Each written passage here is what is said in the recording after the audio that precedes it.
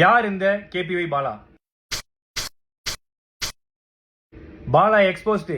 பாலா வந்து ஒரு சர்வதேச கைக்கூலி, இவன் ஒரு ஸ்கேமு, இவன் மாட்டோன்னு நினைச்சா வாங்கட அடிக்கலாம். இந்த வண்டி தான் அண்ணன் கேபி பாலா எனக்கு வாங்கி கொடுத்தது. இதை வந்து நிறைய பேர் என்ன சொல்றீங்க, வண்டி வந்து வாங்கி கொடுக்கல, பொய்யானது, நம்பர் பிளேட்லாம் மறைச்சிருக்காங்கன்னு வந்து சொல்றீங்க. இது வண்டி ஜெப்டோ நான் தான் ஓட்டுறேன், அண்ணன் எனக்கு வாங்கி கொடுத்த வண்டி தான். எவ்வளோ வன்மம் இல்லை. சரி ஓகே, நானும் வந்து இந்த 2 நாளா சரி ஓகே இது ஓகே இது இப்போ முடியும் அப்போ முடியும்னு பார்த்துட்டு இருந்தேன். ஒரே ஒரு படம் பண்ணேன். அந்த படத்துக்கு அப்புறம் இவ்வளோ வந்து ஏதாவது ஒன்று பண்ணுவாங்கன்னு எனக்கு சத்தியமா தெரியாது. ஒரு சின்ன கான்ட்ரவர்சி ஒன்று போயிட்டு இருக்கு இந்த ஆம்புலன்ஸ் ரிலேட்டடா. ஆம்புலன்ஸ் பார்த்தீங்கன்னா கொடுக்குறப்ப இல்லை டிடி அப்படின்னு சொல்லி மென்ஷன் ஆயிருக்கும். அது வந்து நாங்கள் கொடுத்த அடுத்த நாளே எங்களுக்கு தெரிய வந்துருச்சு அது வந்து டி மட்டும்தான். அன்னைக்கு பண்ண பெயிண்டிங் ரீஒர்க்னால வந்து டிடின்னு எக்ஸஸ் ஒன்று ஆட் ஆயிட்டுன்னு சொல்லிட்டு எஃப்சி முடிஞ்சதுனால இது நம்ம கேரேஜில் போட்டோம். அதுக்கு ரீப்ளேஸ்மெண்ட்டாக ஆம்புலன்ஸ் நம்ம கொடுத்து அது பயன்பாட்டில் இருந்துட்டு தான் இருக்கு மக்களுக்கு. அது எந்த விதமான பிரச்சனையும் எதுவுமே கிடையாது. ஸோ இந்த ஆம்புலன்ஸ்னால எவ்வளோ குழந்தைங்க பிறந்தாங்க, எவ்வளோ பேர் உபயோகம் அடைஞ்சாங்க, எவ்வளோ உதவி பண்ணுச்சுங்கிறத பற்றி யாருமே பேசவே இல்லை. இந்த ஆம்புலன்ஸ் வந்து ஒரு நம்பர் பிளேட், ஒரு டி பிரச்சனை, சின்ன டி, அந்த டி பிரச்சனையை வச்சுக்கிட்டு எவ்வளோ பண்றாங்க. இந்த ஆம்புலன்ஸ் மூலியமாகவும் இந்த எத்தனை ஊருக்கு தண்ணி இல்லாத ஊருக்கு தண்ணி கிடைச்சி அந்த ஊர் மக்கள் வாழ்ந்துட்டு இருக்காங்க, எவ்வளோ ஆட்டோ டிரைவர்ஸ் இருக்காங்க. அது மட்டும் இல்லாமல் இந்த ஆம்புலன்ஸ் எவ்வளோ பேர் பிழைச்சிருக்காங்க இந்த ஆம்புலன்ஸ் சர்வீஸ்ல. அது இல்லாமல் எவ்வளோ பசங்க வந்து படிக்கிறாங்க. இதெல்லாம் சொல்லக்கூடாது.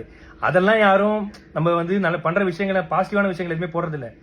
ஏதோ ஒரு சின்ன டி ஸ்டிக்கர் பிரச்சனை, அதை வச்சுக்கினியும் எக்ஸ்போஸ்டு முகத்திரை கிழிஞ்சது, அதுலயும் ஒருத்தர் போட்டிருக்காரு சர்வதேச கைக்கூலியா. ஐயா நான் தினக்கூலி, அது கூட பரவாயில்ல. இந்த ஹாஸ்பிட்டல் வந்து இவன் கட்டுறான், எப்படி இவனுக்கு உள்ள காசு? ஏங்க நான் ஈவென்ட் போறேன், நான் வந்து ஆங்கரிங் பண்றேன், நான் படம் நடிக்கிறேன், ஆட் ஷூட் பண்றேன், அதை தாண்டி நான் ஃபாரின் ஈவெண்ட்ஸ் போறேன். இதுலயும் வந்து இவருக்கு ஃபாரின்ல இருந்து யாரோ காசு தராங்க. யாருங்க காசு தருவா அந்த காலத்துல? என்கிட்ட ட்ரஸ்ட் கிடையாது, என்கிட்ட எந்த விதமான கிரவுண்ட் பண்ணி ஆக்டிவிட்டிஸ் பண்ற எதுவுமே கிடையாது. நான் சொந்தமா சம்பாதிக்கிறத மட்டும் தான், நான் டே நைட்டா ஓடி சம்பாதிக்கிறதா பண்றேன். அதுல எப்படி ஹாஸ்பிட்டல் கட்டினா அவ்வளவு காசு வேணுமே, இவ்வளவு காசு வேணுமே? ஏங்க நான் வீடு கட்ட வேண்டிய அந்த கால் கிரவுண்ட் இடத்துல பின்னாடி அமுதவானன்ற ஒரு கால் கிரவுண்ட் வாங்கி அரை கிரவுண்ட்ல வீடு கட்டுற இடத்துல நான் வந்து ஒரு சின்னதா ஒரு கிளினிக் கட்டுறேன். அதுக்கு வந்து சொல்றாங்க எப்படி வந்து இவருக்கு இவ்வளவு காசு கிடைக்குது? ஏங்க இதே நான் வந்து ஒரு 1.5 கோடி ரூபாய்க்கு லக்ஸரி காரும் ஒரு அடுக்குமாடி வீடும் கட்டியிருந்தா உனக்கு எந்த பிரச்சனையும் வந்திருக்காரு நிறைய பேர் சொன்னாங்க. பட் அந்த அடுக்குமாடி வீடுக்கு பதிலா அந்த ஹாஸ்பிட்டலும் இந்த லக்ஸரி காருக்கு பதிலாக ஆம்புலன்ஸ் வாங்கணும்னு நினைச்ச ஒரு விஷயத்தினால இவ்வளோ பிரச்சனை வருது. இப்போ கூட நான் வந்து எதுக்கு இந்த வீடியோ போறேன்னா, சரி ஓகே நேற்று இது முடிஞ்சிடும் நினைச்சேன். பட் இல்லை, இது வந்து முடிகிற மாதிரியே இல்லை. ஸோ அதனால தான் வந்து ஏன்னா நம்மளுடைய பேரை வந்து மக்கள் கிட்ட கலங்கடிக்கணுங்கிற ஒரு விஷயத்துக்காக இவ்வளவு விஷயங்கள் நடந்துட்டு இருக்கு. பரவாயில்ல. இப்போ நான் ஏன் வீடியோ போட்டேன்னா, இதை பார்த்து நிறைய மக்கள் வந்து நிறைய பசங்க வந்து ஐயோ இப்பெல்லாம் பண்ண இவ்வளவு பிரச்சனை இருக்குன்னு சொல்லிட்டு பின்வாங்கிடக்கூடாது. கடைசி வரைக்கும் அவங்களால முடிஞ்ச உதவி, ஏன்னா நம்மளை பார்த்து நிறைய பேர் பண்ணிட்டு இருக்காங்க. உண்மையாக வண்டி ரெஜிஸ்ட்ரேஷன் பண்ண புக்கு எல்லாமே இதெல்லாம் இருக்கு.